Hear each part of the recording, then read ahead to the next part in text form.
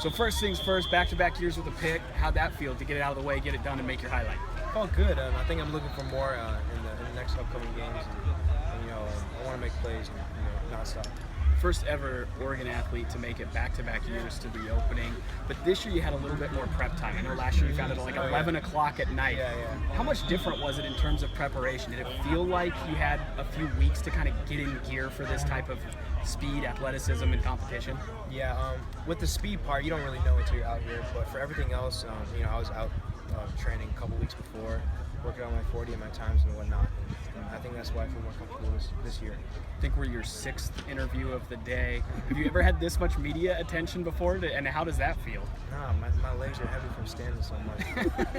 It's all right. I don't mind it. You get asked a lot of the same questions. You have that top 4. One of the things I wanted to talk to you about, though, is, everyone thinks you're going to Oregon, and part of it for you has to be seeing what Brady Hoke brings to the table this year. I know you're close with Coach Neal, but at the same time, how anxious are you to kind of see what Oregon does with Brady Hoke and that 4-3 defense?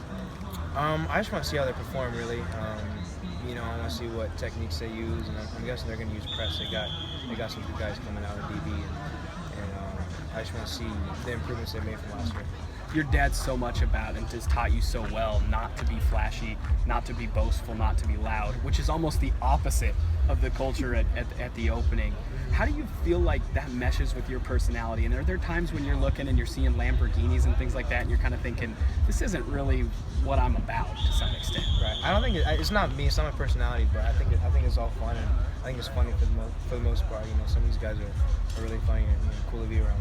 You are a competitor, though. That's one thing I know about you. But smack talk, is that a part of your game at all? And it does it play a factor out here? Yeah, we got one safety who talks a lot of smack. He's on my team, though. And I don't talk smack unless they talk to me first. I'll probably let him know or something. You're not trying that out? Not trying it out? No. Representing the state of Oregon, obviously exciting. One of 2 guys to do that. Do you take a little bit of extra pride that you're on your home turf to some extent? You need to represent for a state that often is overlooked. Yeah, I do. Whenever I see Marlon, I give him a heads up too, because we both know that we're together representing the state. And, this is like my home pretty much. I've been here so many times with my dad working here, so I'm just used to it. Excellent. Thanks, Elijah.